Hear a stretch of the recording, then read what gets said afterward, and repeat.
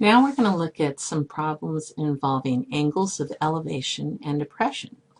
So what are these things? Well, the angle of elevation is the angle formed by a horizontal line. That means straight across. It doesn't have to be on the ground. It can be up high. It's usually at the eye level. And so it's created by that horizontal line and the line of sight to what you're looking up to. So if you're looking above the horizontal line, it's called an angle of elevation. The angle you create when you look it up. So here I've drawn a horizontal line and I need to look above it if it's an angle of elevation. So I'll imagine there's a bird, see the bird flying right there. So the angle of elevation is this angle right here between the horizontal and the line connecting you directly to the bird. The angle of depression is the angle formed by a horizontal line and a line of sight to a point below. So instead of thinking so much of having the horizontal on the ground, you could be up in a plane or on a tower or just looking down in general. So you are looking down, so I'm going to put my horizontal line up high and I have to look down at something. So let's say I'm looking down at a deer from my classroom. So the angle of depression is right here. Okay, so let's see if you can classify some of these angles as angles of elevation or angles of depression. So angle 1 is not created with the horizontal. This is a vertical line and the line of sight. So this is neither. Angle 2 is angle of depression because here you have the horizontal line and you are looking down from the horizontal line to the car. So that is the angle of depression. Angle 3 is not connecting a horizontal line. So it is neither. And then angle 4 is a horizontal line, but you're looking up. So it's an angle of elevation. Now the cool thing about this is you will always have this relationship where you notice that these two lines are parallel. Here's an angle of depression.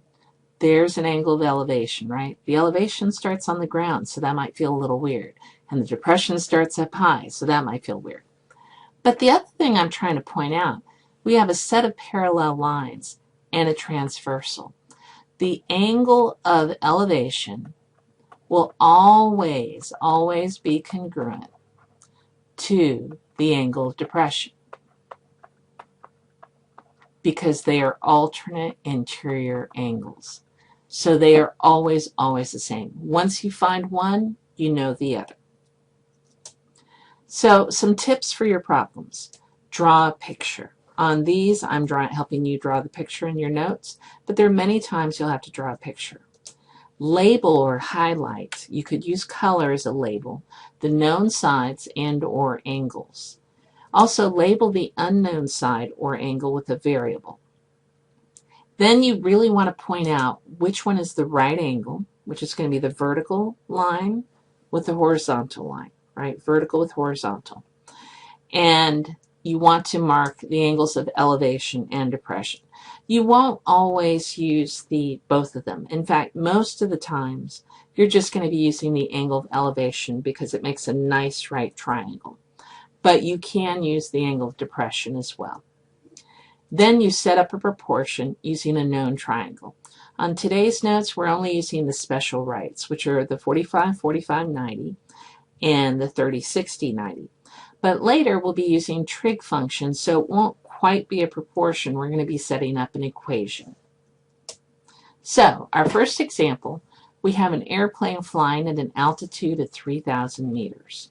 The distance from you directly to the plane, that means on the line of sight, is 6,000 meters. What is the horizontal distance from you to the airplane? What is the angle of elevation? And what is the angle of depression? So I drew a picture. Here's my plane, and there I am looking up. And the first thing I know is an altitude of 3,000 meters. For right now, I'm not going to worry about how tall I am. I'm just going to label this distance right here, 3,000 meters.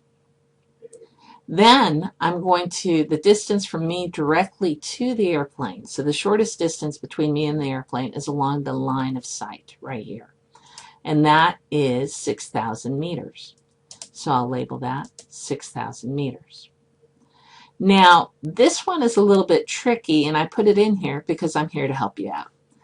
And I know today we are only working with special right triangles. Well, there is a special right triangle. Anytime one of the legs is half of the hypotenuse, that is my 30, 60, 90. Now, it is looking for the horizontal distance, so I wanted to label that. So here's my special right triangle, my 30, 60, 90. And I copied this pretty much off the math chart. I might have turned it around.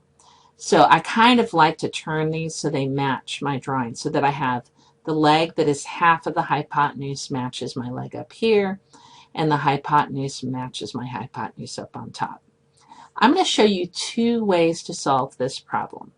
If you are really comfortable, more comfortable with proportions, and this may be the minority of you, then what I like to do is redraw the triangle. So let me mark my corresponding sides. I'm going to redraw the triangle, but instead of x's, I put in 1's for the x's. So 2 times 1 is 2. 1 times x is, 1 times 1 is 1, and square root of 3 times 1 is square root of 3. So now I'm looking at much simpler numbers, 2 and 6,000 and 3,001. And I'm looking for the yellow side. So I can use that. I'll call this y, and I'll set up a proportion with yellow. And I can use either of the two colors. And in this case, I'll use green. So there's my skeleton for my proportion. This one, this left one, I'm going to use my original drawing. So yellow will be the y, green's 3,000, and then I get square root of 3 from the yellow here and 1 from the green side there. Cross multiply, so that means y times 1 equals square root of 3 times 3,000.